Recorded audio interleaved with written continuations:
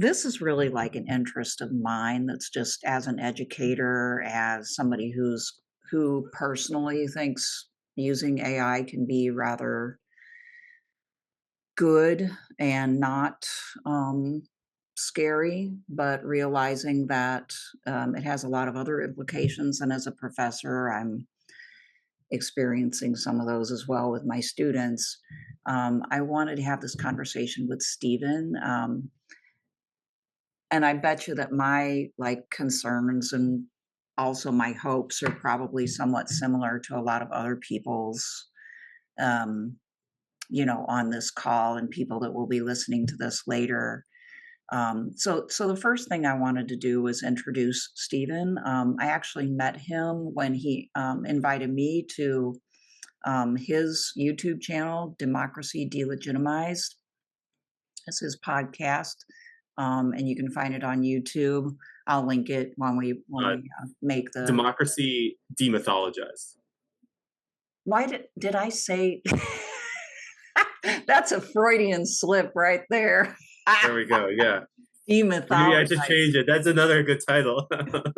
No, we don't want it delegitimized. We're getting it delegitimized. Okay, democracy demythologized. There we go. So that's where I first met Stephen. He's also the author of Ethnodata. It's a blog, and so those two things both interested me. He's an anthropologist, but he has a background in both math and anthropology. And he's worked as a teacher and then also, and more so, a data scientist in multiple roles. He has a master's in anthropology from the University of Memphis, in which he underwent an award winning practicum in machine learning as part of an ethnographic project. And he is now in the midst of building his own AI startup while traveling the world. So, is there anything else that you wanted to say if I missed anything other than messing up the name of your YouTube channel? No, I guess thank you for having me. I mean, that's a pretty good summary. I guess I'm both an anthropologist and a data scientist, and looking forward to this conversation. Okay, well, so I mean, suffice it to say, you know more about AI than I do by quite a bit. If you're trying to start up, you're doing an AI startup. And so I guess I want this to be a conversation, but I do feel like we have to just have a foundation. And the average person's definition of artificial intelligence might be different from yours, who's working in it. And so I guess I'll start there and just ask if you could give your definition of artificial intelligence and how, does it go far back? Is it that, is it what most people think it is now? What is it to you? Yeah. I mean, I guess artificial intelligence for me is at an incredibly high level. It's humans trying to construct intelligence, trying to build technology that exhibits intelligence. And of course, that's a good definition, but is also complicated because then it immediately leads to the question, what is intelligence? And that's an incredibly hard question to answer that so many different people say even from like a social science perspective, and it's only one relevant perspective for intelligence. There's so many different perspectives. So I think, and like we can talk about artificial intelligence going back hundreds of years. Given what's been going on right now with some of the kind of the large language models, things like generative AI, so that's things like ranging from ChatGPT to making images and stuff like that. I'll probably for now focus on that because that's what people are currently thinking about. The important thing I'm going to say, at least in how I tend to think of artificial intelligence, is you have what's often called general artificial intelligence and like specialized artificial intelligence. General artificial intelligence would be like trying to do generally intelligent things. So like a lot of your like Hollywood, like your Terminator movies, that's fiction. That is kind of a form of mythology, but like that kind of thing would be general intelligence. And so when people think about like, is AI going to become sentient? Is it this? Is it this? They're generally thinking about general intelligence. A lot of the work I do is in what would be called, like, there's different words for it. I'm going to use the word specialized intelligence. Machine learning is the main current form of it right now for what's like in and being used a lot. And that's like intelligence to do a specific task. The goal is not to be able to like conceptualize any task, to be able to think on its own or anything like that. The goal might be like, I'm going to build an algorithm that determines whether those are bees or pumpkins, or maybe more generally that identifies the items in an image, or something like that. That would be specialized intelligence because it's for a specific task. Um, and some things kind of straddle both. Like something like ChatGPT actually is specialized intelligence, but the way it's been built is that it has uses that are very general. So some things that are built as specialized intelligence actually have a general use, so they can look like general intelligence, even if when you like go under the hood, it's actually specialized intelligence. So there's a little bit of a kind of a some things kind of straddle both in certain ways, but I think for what we're seeing right now in terms of in society, we're seeing a huge explosion of certain types of specialized intelligence technologies, and this is what's having some of the big impacts that it's possible we'll be talking quite a bit about today. Hmm. Okay, so I do use ChatGPT. I'm a subscriber, so I get to experience, I guess, a fairly recent, not maybe the best, but better. And so, if you're saying that's specialized intelligence, but it's sort of it's presenting itself as though it knows everything, right? Doesn't know everything. I can tell it doesn't know everything, but it's it's sort of presented as though it will. So maybe back up and just explain, is generalized intelligence just fictional at this point, and we have nothing but specialized intelligence? Um, Basically, yes. So Okay. you could say generalized intelligence is kind of this field. Okay, so I would consider generalized intelligence to be kind of like the Holy Grail, or like for the Spanish conquistadors, the like the myth of the city of gold or the fountain of youth or something like that. It's a Okay. story. Maybe the second is a good. So like the pursuit of the Holy Grail, but like a lot of different knights in the medieval era did different things, including crusades. Well, actually, I don't know if they did the crusades. Maybe some of the crusades, some of the like relics were the goal. So I'm gonna go with the fountain of youth as an example. Switch example. So many conquistadors like basically explored and then ultimately invaded and conquered various parts of what we would now call the Americas, under the guise of trying to find the the Fountain of Youth. The Fountain of Youth didn't actually exist. It was but like the thought of it or the idea that it existed had pretty material impacts because it resulted in people in these in the colonizers expanding and doing all this stuff. And this was are arguably pretty brutal stuff. They conquered and colonized, and there's all sorts of atrocities. There's a lot there to unpack, but like um, I think the idea of generalized intelligence, it's like it's like that. It's this thing that like maybe it will be built, but I just don't think it will. I think the idea of it will result in people developing things in the specialized intelligence world that will have direct impact, will lead to technologies that people use that have direct impact on people. And then generalized intelligence will always be something that's several decades ahead that we'll never actually get to.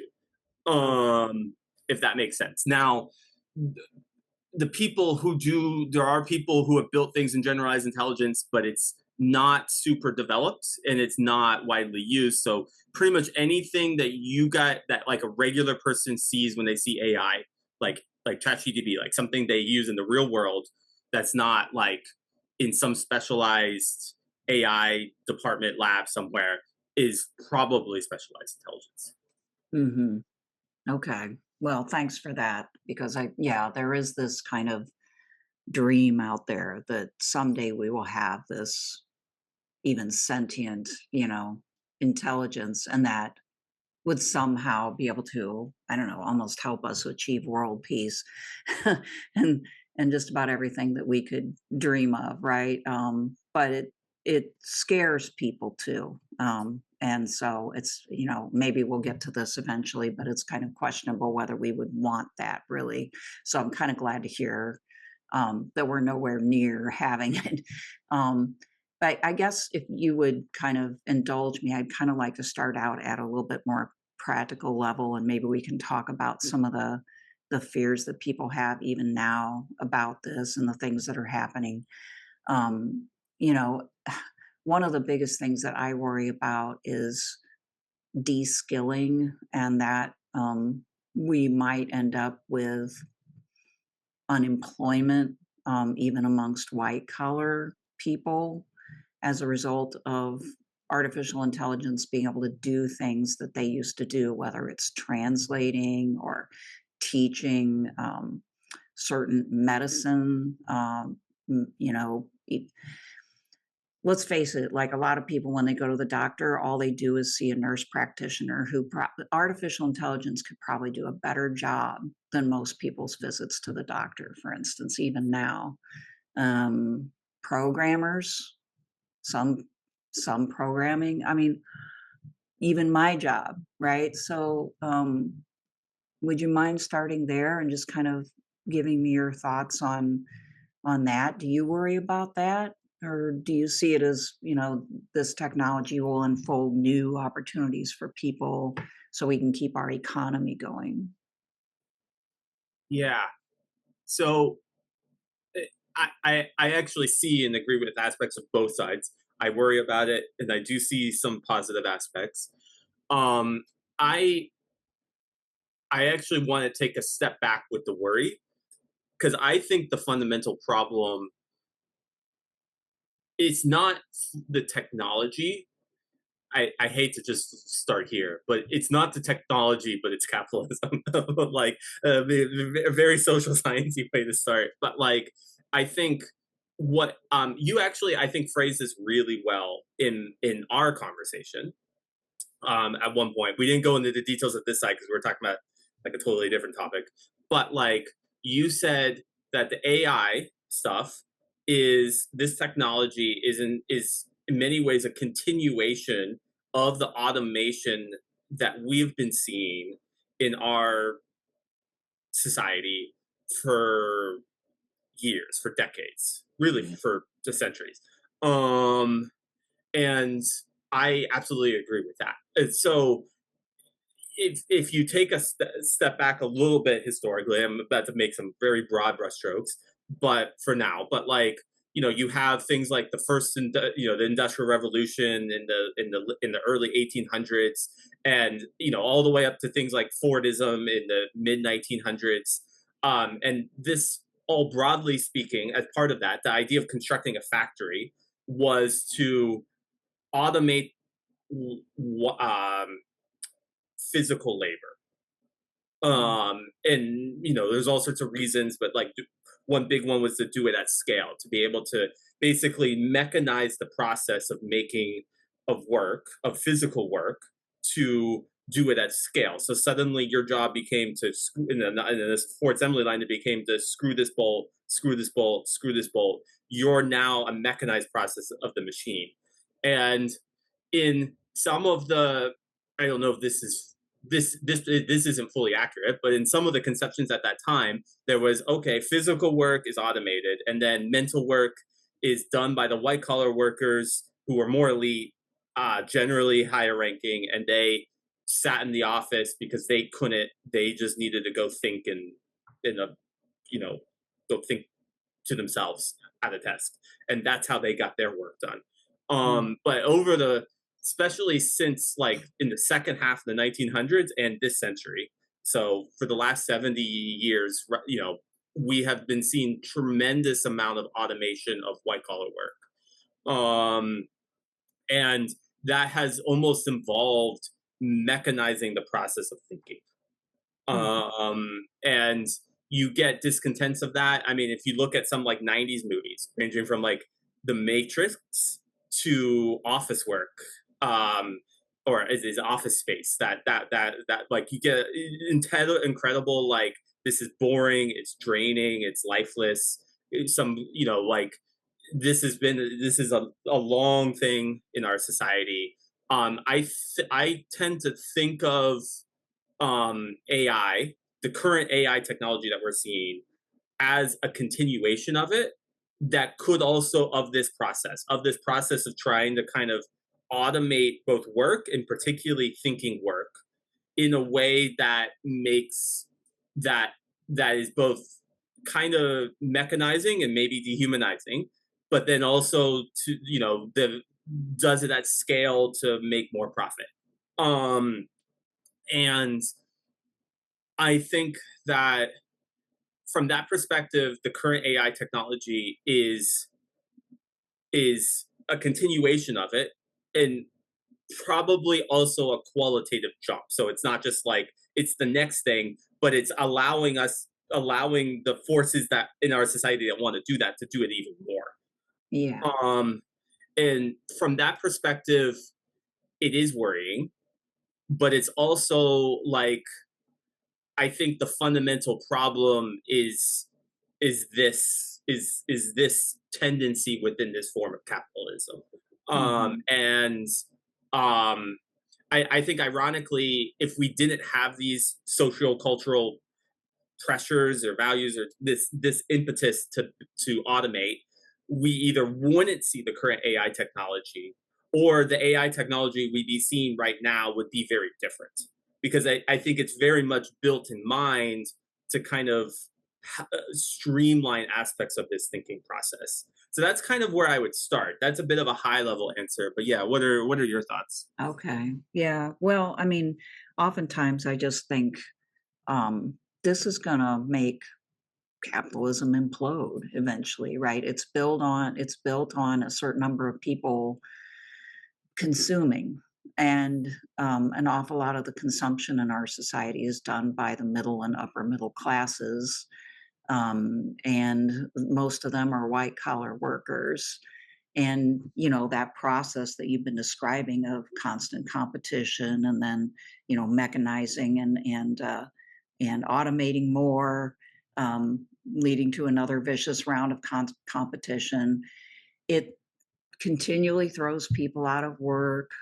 It has made them reskill an awful lot, but there's kind of an end to that when you get to the point where automation is even removing white collar jobs. So no longer can, if you're a blue collar worker and you no longer can do that, can you hope to get a degree that will, or training that will put you into a white collar job where you can then be secure, if these things are also, up for grabs? And there comes a point where it seems like we might not have enough people able to participate in the economy to keep the economy going. It's almost like automation, I guess I wouldn't say almost like, automation points to socialization in a way, right? Like Hmm.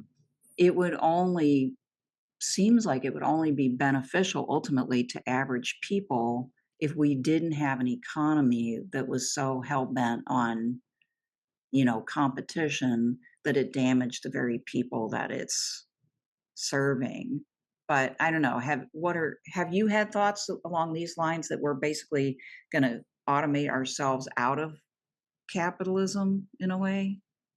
Yeah, I definitely have. Before I share my thoughts, I did want to ask, what did you mean by socialization when you said automation leads to socialization? Like socializing the economy. In other words, some form of socialism, just out of necessity to redistribute material benefits. That's what I meant. In other words, can we keep capitalism in its current mode, which relies so much on consumer activity, at least especially in the United States, right? If we don't have enough consumers, and doesn't that lead to a crisis? And then this, at a certain point, would all, in my mind, it seems like it would have to usher in something other than the current economic system that we have, something that was more redistributive. Yeah, I think I see. I think we need a better system. Whether I think the current system will actually collapse is a bit. I might be a little more pessimistic about it because it hasn't collapsed in the past. But so like this reminds me of, um, I guess now that we're critiquing capitalism and talking about things like socialism, like Karl Marx himself had an idea that like basically capitalism would like almost funnel wealth into fewer and fewer people, and then Mhm. and things like the Capitalist Manifesto. This might be hyperbole on his part, but it's almost like into like one or like two or three people where they have all the wealth and nobody, and he's like, that's not sustainable, and then there'll be a revolution like that will inevitably lead to a revolution. Right. And um you have this idea, and and historically what we've seen is during many key stages, and I'm going to say different capitalisms because I'm now specifically thinking in different countries like the US and other parts of the world. Other things have happened that have redistributed the wealth like enough to keep it going. Right. And capitalism has survived. I Yes. don't think Marx, like you could talk about this in like post World War II era. This is a different. I was recently reading a book. I could try to find it and send if you want to put in the show notes because I'm forgetting the name of it. But a book about like the history of like post World War II Italy and UK, and it talked about how neoliberal economic policies, because you saw the World War II in both countries actually significantly curbed inequality, Mhm. the social changes, but then you saw this like immediate reinstitution of policy that reestablished inequality. Um, Mhm. but like you get these things that kind of keep the system going, and then you get boom bust. This is at the high level. I think that's more likely. As much as I don't like that that's the case, I Yeah. think the realist in me thinks that that's what's going to be more likely. Exactly what that looks like, I don't know. Yeah, Um, I'm just trying to figure out, like, what would the jobs be? Because I think in the past, there was always another set of jobs to go to, right?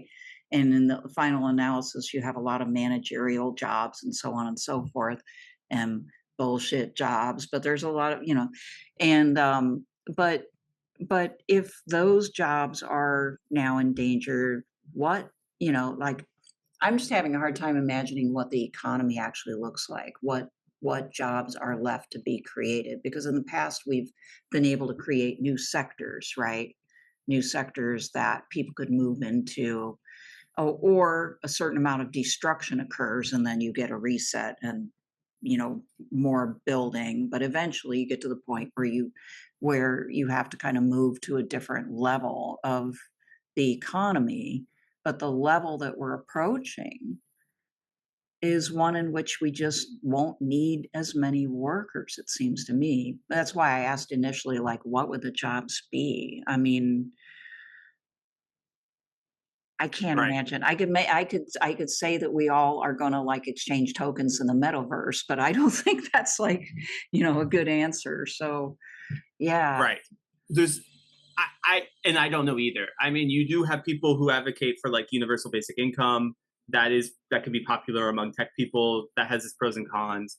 I do think one side of it, with the fear of the loss of jobs, there is two sides. I'm going to emphasize the one, um, but the other side is actually the more important one that we should probably spend more time on. But I'm going to briefly, because it's relevant here, mention the first side. Um, the first side is, well, why do we even have jobs in the first place? And then the second side is whether how is this going to actually impact people's jobs, and again the nuts and bolts of that. But with the first, when people are afraid of losing their jobs, so some people do actually love their jobs, but many people who are afraid of losing their jobs, they actually hate their jobs, but their jobs is their livelihood. So their fear of I'm going to lose my job is really I'm going to lose my livelihood. I'm going to lose the ability to afford things, to live in my house, to buy food, to afford not just basic necessities, but to afford the things of life, and to live is what they're fearing. And in our society, that gets the ability to live gets manifested as a job, and that in and of itself, and then and that forces people into this kind of mechanized process where um I think because of that, we're not going to see an end of jobs, because we'd have to actually significantly reconstruct our society to to to do that. What's going to happen is we're going to see the reinvention of work. In some fields are going to go away, but we're going to see the reinvention of work. It's and as an automated in this new phase of the automated process. I mean, a lot of jobs are still a part of the automated process. People as a data analyst maybe build reports that nobody looks at. Like they're a cog in the machine, and we're gonna see probably a continuation of that, and it's sad. Um, Maybe I did see a comment, so I did want to look Oh, at this yeah. real quick.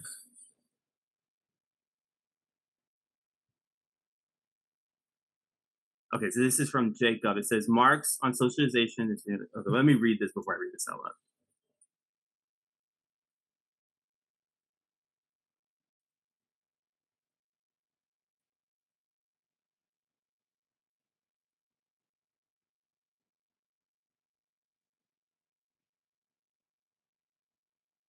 And Jacob, you're welcome to pop in. Yeah, Jacob, do you want to explain what you're thinking here? Honestly, I think some of the things I said connected to this, the things I just said a second ago.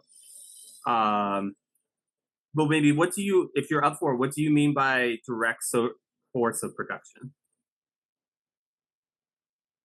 Sorry, I'm working. I'm multitasking. But that just the when Laurie, when you this was in reference a while back when Laurie, you mentioned like the socialization of labor, Hmm. right? And if we're gonna this is Marx's fragment on machines, which is like infamous for anybody talking like tech stuff from a Marxy lens. The italicized is not me. That is just from like whatever Marxist.org or wherever I got the quote. But mainly I wanted to the social knowledge, right, has become a direct force of production. Like I mean, when we think about the way an LLM operates, regurgitating uh, you know, tokens off of, previous cultural products, right?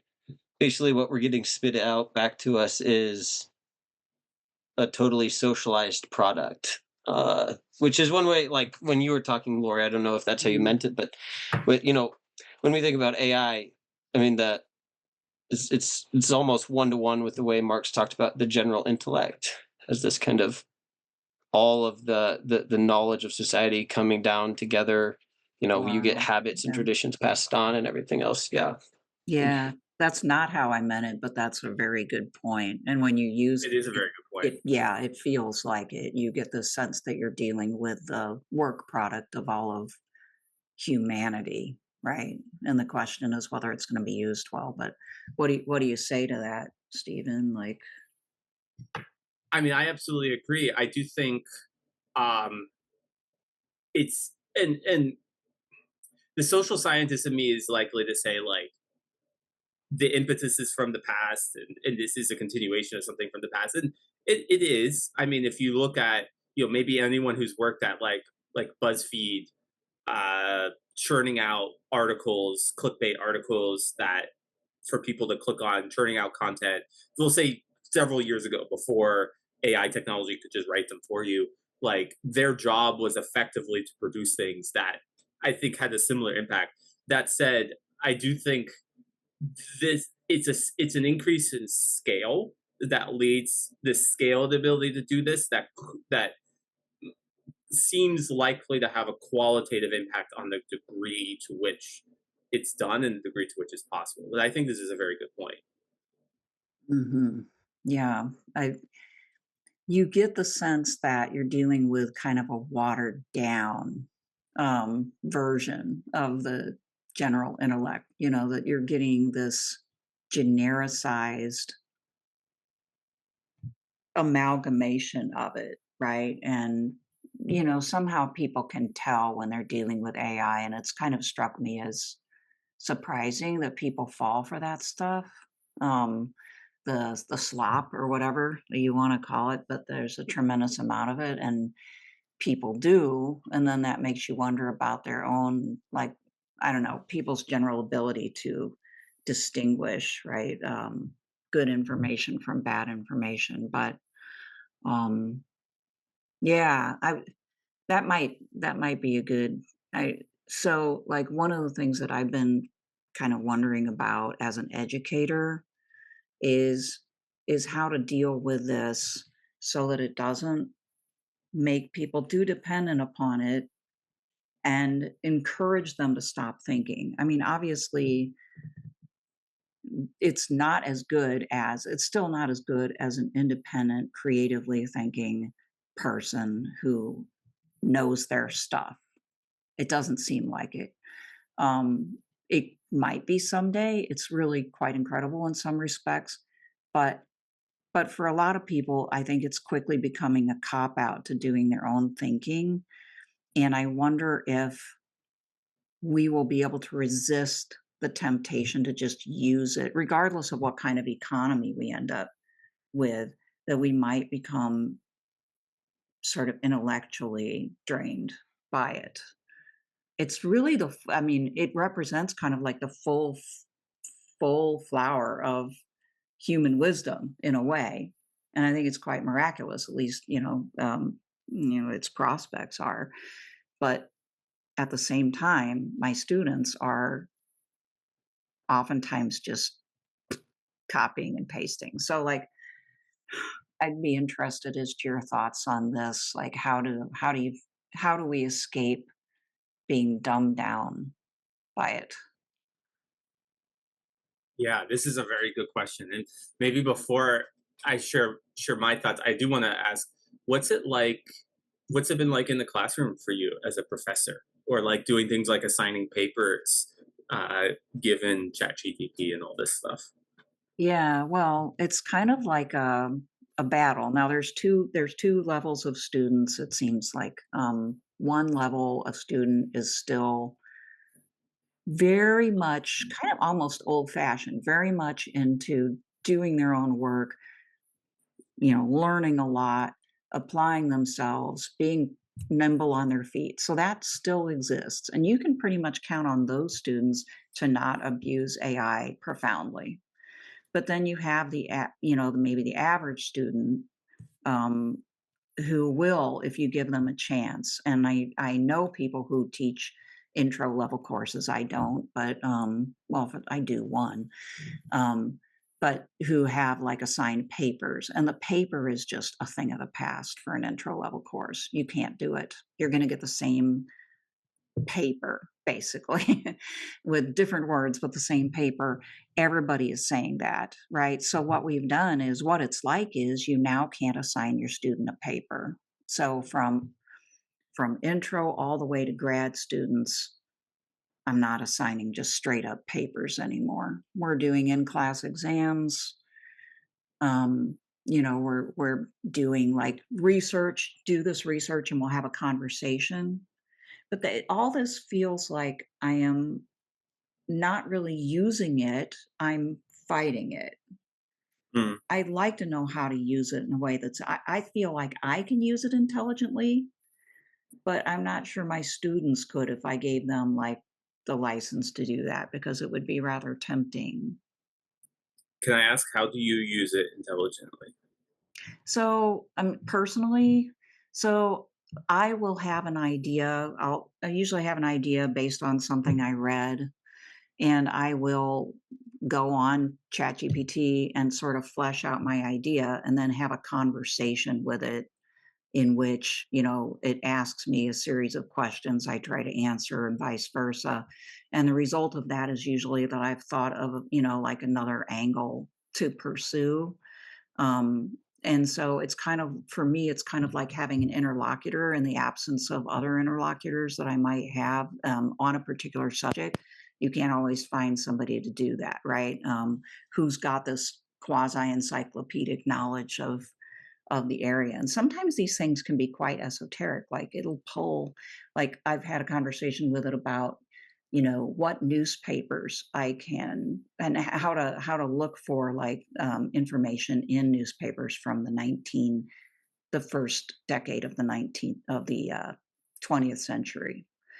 And, you know, look for this. Well, if if you use these search terms, maybe you'll find something. And I found that incredibly useful. So I use it like that. But what I don't use it for, and I actively resist using it for, is making arguments or outlines for me or writing for me, if that makes Mm, sense. I don't need, but I like to have something to bounce my ideas off of. So that's how I've been using it. mm. Yeah, this makes total sense. I absolutely agree with you. I think that's similar to how I will use it when if I use it. I actually don't use it a whole lot, which might be surprising, but like for someone who works in the field. But um, maybe I'll go into details on that in a second. I might take a step back and I guess kind of two or three perspectives that I think they have a grain of truth to, but I don't know fully like they're going to be contrary perspectives, and I don't fully know how. I haven't like fully sorted out how to like tease them, like almost like a Hegelian. It's like I have the thesis and antithesis, and I haven't really smashed them together well enough yet. But the first one is that on the one end, I'll give an example. With math, because like you said at the beginning, I study both anthropology and math. On the math side of things, like I remember one of my math professors. He was a little bit of an older professor. He had been teaching for 40 years at the time that I was there. So he's now retired, but he was talking about how when he was a student, probably in like the 50s or 60s, he like they had to do all of the calculations by hand. And so like, what is the square root of 2? He was showing ways to like figure out the square roots by hand. Like what's the square root of 2, what's the square root of 5, to be able to calculate that. And they had come up with all these processes to be able to kind of do that in the moment. And he's like, we don't teach this now because you guys have calculators. Calculators just kind of do this for us. And he was talking about how like calculators completely changed math, or what it meant to study math, or how to learn math. Because at that time, you had to learn all this stuff, these like types of calculation techniques that we now just use a calculator for. And at the time, people were like, oh, this is going to be the end of math. People are not going to develop the math skills, yada, yada, yada. And that proved false. Math still survived as a discipline. People still learn math skills. People still do rigorous math thinking, critical math thinking, like whatever word you want to use there. But the technology did do a significant portion of it, which is calculations, and led to a change in how people think critically. So people are more like the conceptual stuff shifted because people could spend more time doing other stuff and developing other skills. So that's the one thought. And that thought tends to be more of a, it'll be fine. It tends to be kind of against the pessimism of like, oh my Mhm. gosh, is this going to destroy thinking? And I think there's a grain of truth to that. On the other end, I still hold some concerns about how it's changing the process. And the first thing could still be true, and I could still be like, oh, but this seems to be it's doing this differently. It's doing this differently. What about that? Worry, worry, worry. Like both, I guess, are in my head at the same time. And like one of my biggest concerns, there's sets of activities that something like ChatGPT can kind of do that that people would kind of have to do more mentally on their own, that it kind of automates. I think that actually one of the biggest ones is the blank page, is the problem of the blank page. You know, I'm writing something, whether that's a paper, a short story, poem, whatever, and that first step from the blank page to something. Usually, I often am one that will kind of do pre-write and then use that to write a draft. Sometimes I'll just free write something and then use that to form my idea and then maybe completely throw it out, but like refine it and end up using none of it by the end of the when I actually am done with the piece. But like that process is super important. There's a set of skills, and ChatGPT seems to basically like there's a lot of thinking when you go from that 0 to 1, when you go from that nothing to something, to some words on the page, to then be able to refine. And I think ChatGPT just kind of does that. So like if I'm writing, you know, way back in high school or college, I'll give an English example. Maybe I'm writing a paper about, what's your favorite novel? Oh, what's my favorite novel? God, I don't know. You know I what? I just read that or listened to as an audiobook A Tale of Two Cities. So I'll use that. That's a good Okay. like common high I school don't really college have one, so piece of literature. okay, A Tale of Yeah. Two Cities. All right. So, you know, I'm tasked with writing a paper on A Tale of Two Cities. Say the prompt is like something like what are the key themes of A Tale of Two Cities? Mhm. I actually have to sit down and think for a while and be like, here's this story. All this stuff happened in this story. And man, a lot of stuff did happen in that story. What is the themes? And I might be like, well, here's a theme, here's a theme, here's a theme. Are these the main themes? Or are these just kind of small things I noticed in that chapter? And I have to like do all that. Mhm. And from that 0 to 1, this is stuff necessary in writing that paper. And that's some of the key thought process I go when I go from the blank page to something, right? Right, right. Well, ChatGPT, you could just be like, what are the key themes of of Tale of Two Cities? And it will synthesize a lot of people's thoughts on it. Yep. And And then it will give you, like, a unique response, though, because only you can do that, right? right, You could come up with something different, and that's where you're engaged in a creative process, and it's not, right? So, yeah, anyway, sorry to interrupt you, but it's like that it's sort of like the suppression of creativity, isn't it? yeah. Well, and I think during that specific phase of the 0 to 1, for me personally, I'm not going to try to make a statement about how everyone thinks or every way of conceptualizing it because I just don't know. That's a very broad thing. But for at least me personally, that is the stage where I start to develop that. And that creativity, it's one of the key parts of creativity. Once I can get to here's my thesis, here are the key themes, like there's more creativity in writing the rest of the paper and Mhm. explaining each theme, but like that's one of the key parts of creativity. Yeah. I think that yeah, it does it. Now, that's not new. It's not entirely out of nowhere. Like for example, there are in like back when I was a boy, no, when I was when I was in high school, I could Google search Tale Two City Spark Notes and I could look up Spark Notes and there would be a page of the key themes. And it could give me a bit of a sense that's probably a decent synthesized sense of what the general literature has to say the key themes are of that work. And and use that to form my own thoughts. So I there's other things that can kind of aid in that could mean that not like ChatGPT does, that can kind of do some of that initial work for me. It's not entirely new. I mean, Wikipedia is actually another good example. Mhm. You could look up the Wikipedia and get an introduction to how people are thinking about this piece. And there is value to that. There are times when I will read stories and I'll be like, "What the devil just Yeah. happened? I don't I know do how to that with make sense of movies. this." Yeah, yeah, with abstract movies, I'm like, I have no idea what it meant, so I'm gonna go looking for something.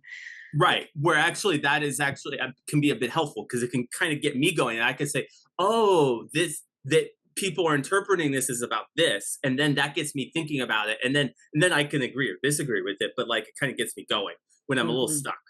Um, so that like that's the other side. That's one of my biggest concerns, I would say, from an intellectual side, that it's changing that skill set and how that skill set is developed. Yeah. And Does it mean that that's the only way to develop that kind of creative critical thinking? Probably not. Almost certainly not. But it was how I have been developing it. And it seems like and I could see people writing papers without having developed that critical thinking. Whereas a paper for me was one of the main nexus that forced me, the teacher asking me what are the main themes of this work was one main way to force me to actually like sift through it all and get somewhere with it. right, right. And the paper is sustained thought, unlike a blurb or whatever else a person can put together. The paper is designed to get people to think in a sustained manner and to make a complete argument. So there's really no good substitute for it. And you're absolutely right that in the past we would get laziness is the underlying like reason why people do things like that, like plagiarizing from Wikipedia. Certainly got our share of that. It was easy to catch, right? So almost always you could just tell, and then you could easily find it by looking it up on the web, and then that discouraged people from doing it. AI is not that detectable. It's not really that possible to for me to say, "Oh, for sure, you took this from AI." You can tell it's from AI, but you can't prove it. So that's making it more challenging for us. But I totally agree with you, Stephen, that's I thought you put that really well. There's that point where you're actually, thinking about what you think, what your reaction is. Maybe seeing something new in a very old text, okay, like A Tale of Two Cities, maybe something that no one has seen before, or not in the same exact way.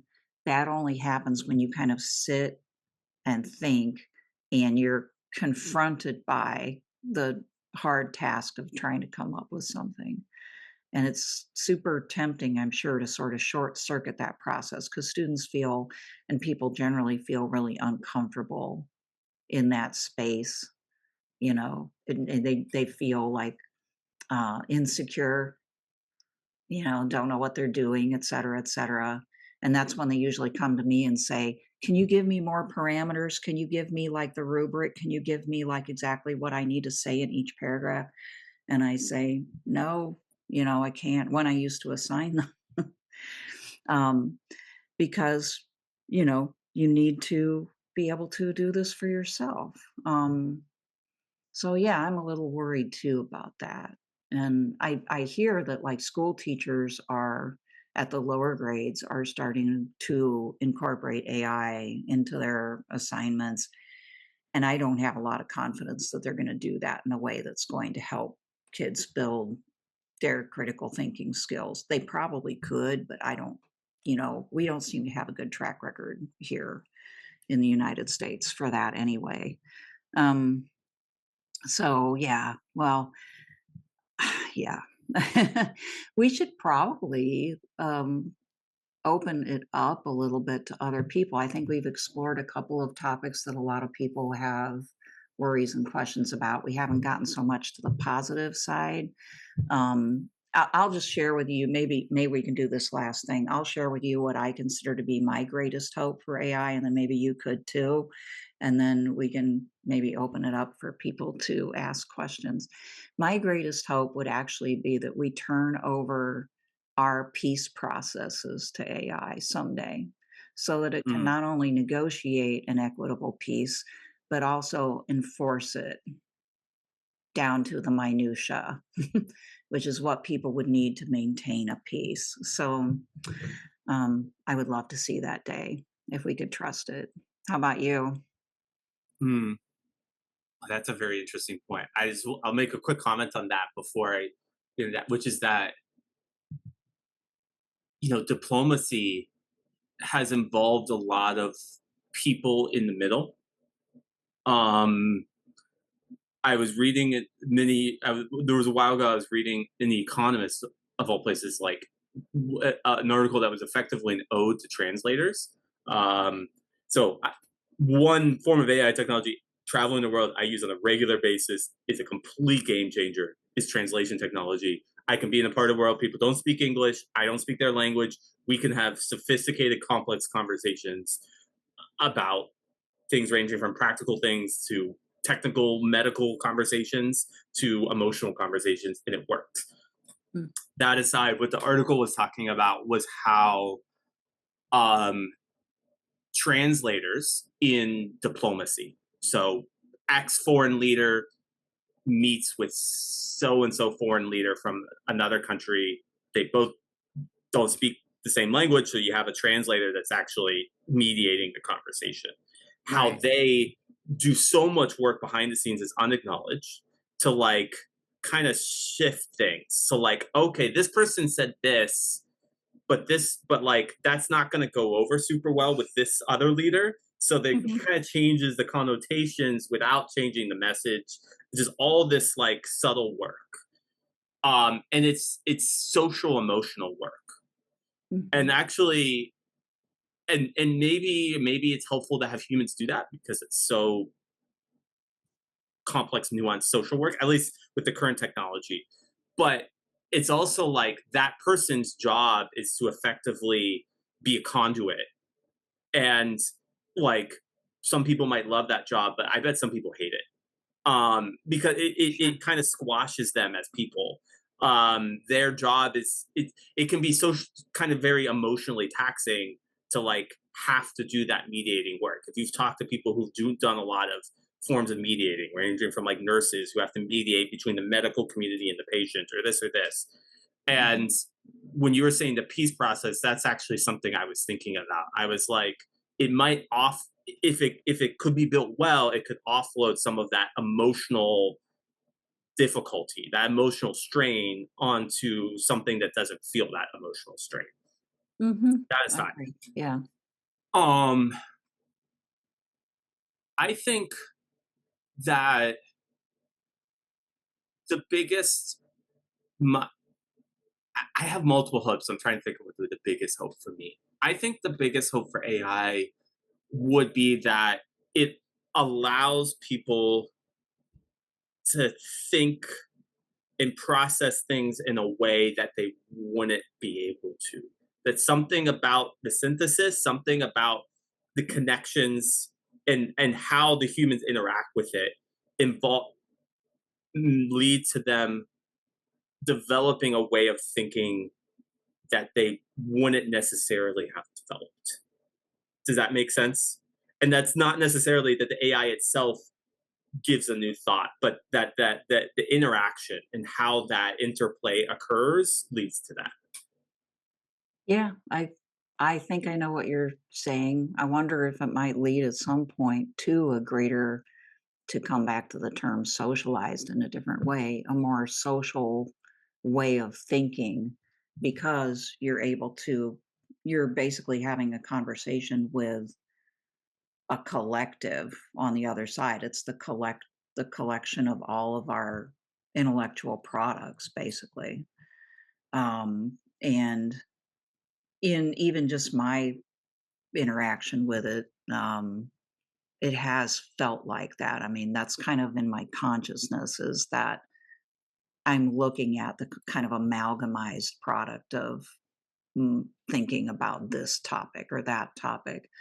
And there's a genericization, which isn't great, but there's also this representation that this is kind of where we're at now. If this is where we're at now, then the person who's interacting with that could get beyond where we're at now, potentially. Is that kind of what you're trying to say? Or I think that's a good concrete example of what I'm trying to say. Yeah, that Mhm. that that that and is this may be the kind of the opposite of some of the concerns with the skill set would be the hope is that it could lead to a if there I think are better forms of interaction.